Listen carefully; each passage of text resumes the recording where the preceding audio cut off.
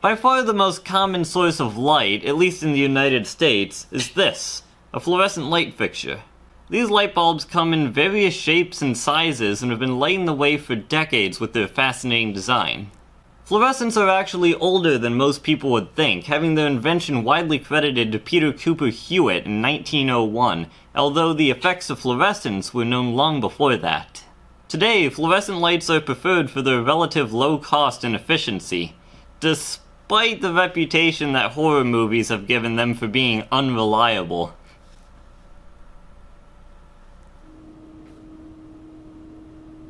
What the? Hey!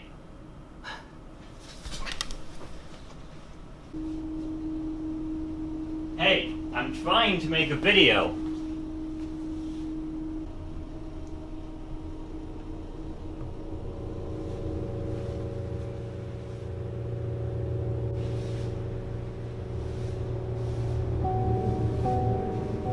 Must just be the stupid faulty wiring in here. I keep telling facilities to fix those switches.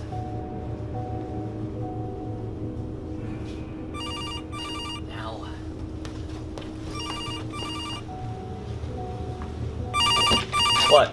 What? Hello? Hello?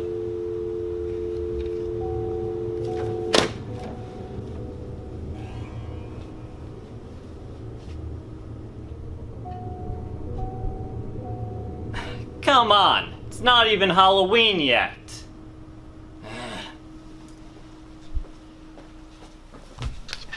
Whatever. Having the room dark actually makes it easier to observe the physics inside of a fluorescent lamp. Fluorescent tubes are filled with vaporized mercury gas, at a pressure lower than atmospheric pressure. When a high enough voltage is placed on opposite ends of the fixture, an electrical current will begin to flow through the mercury gas, ionizing it and causing it to glow. I will be using my Tesla coil to generate these strong electric fields. I'll need to put on my goggles for this next part as UV light is involved. Here I have a tube filled with vaporized mercury gas. And when I introduce it into a strong electric field, such as the one that my Tesla coil is about to create, we'll see that the electric field causes the mercury vapor to ionize.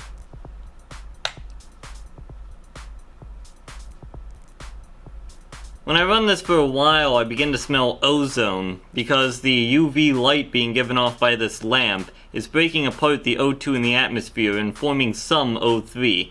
What is happening on the atomic level is that the electric field is moving the electrons away from their parent atoms, leaving the atom a positively charged ion. When these ions either catch a free electron or wrestle it away from another nearby atom, it returns to a lower energy state. But what about that difference in energy?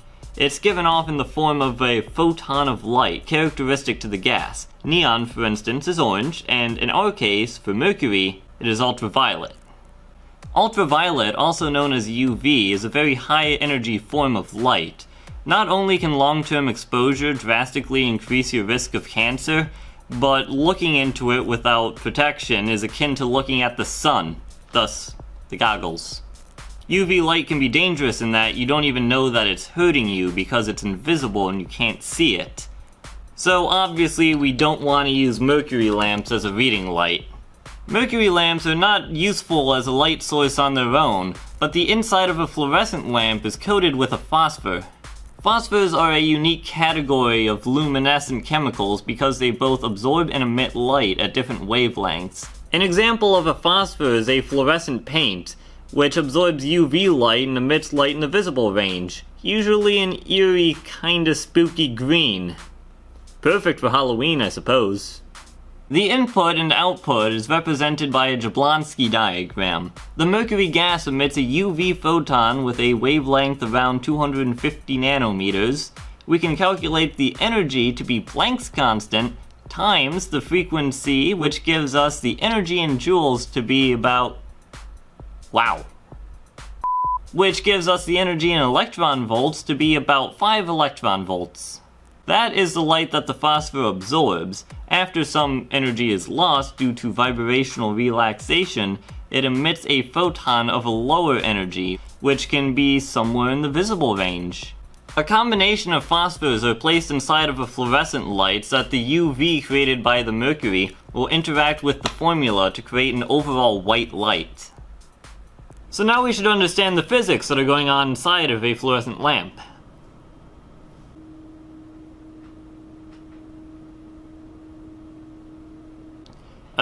Somebody better call the exorcist.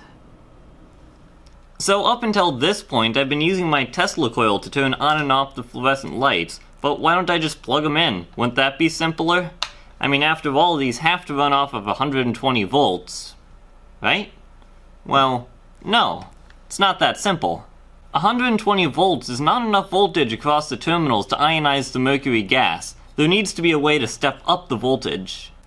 Enter the electronic ballast. This device has two functions: high voltage ignition and current regulation, and a device just like this is used with every fluorescent tube. You might be more acquainted with these small swirly fluorescent lights. These too have an electronic ballast in them. The ballast is enclosed in this small lower section. This allows us to plug them into the outlets in our homes. Ballasts are not perfect, however.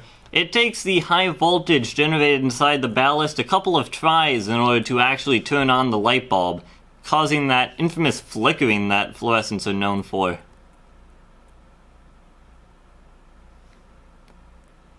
Sorry, I just thought the lights would start flickering again. The ignition voltage, depending upon the light and the ballast, is usually somewhere around 600 volts to start the lamp. After the gas ionizes, it becomes very conductive. For this reason, ballasts have a built-in current control using a series of inductors to prevent the lamp from drawing too much power.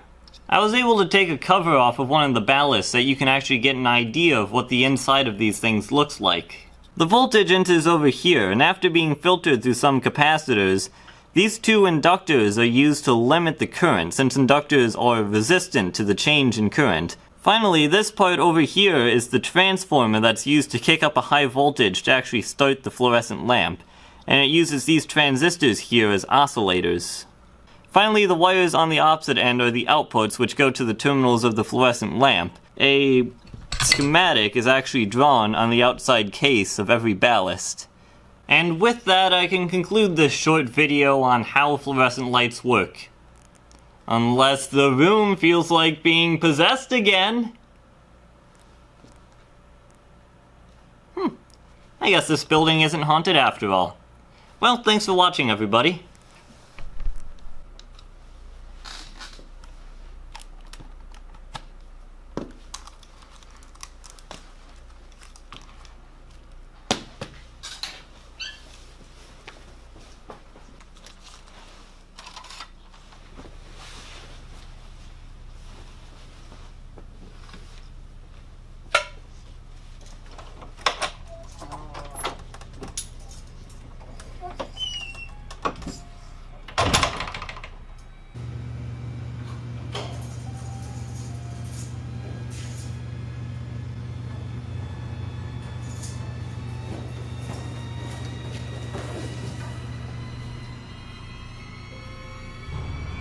Oh my god.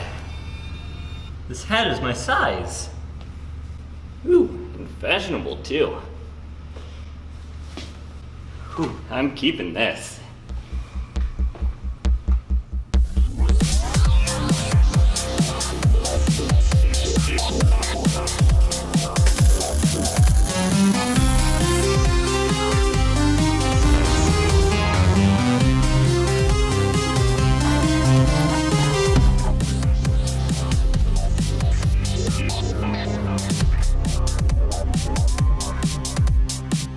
Wallahi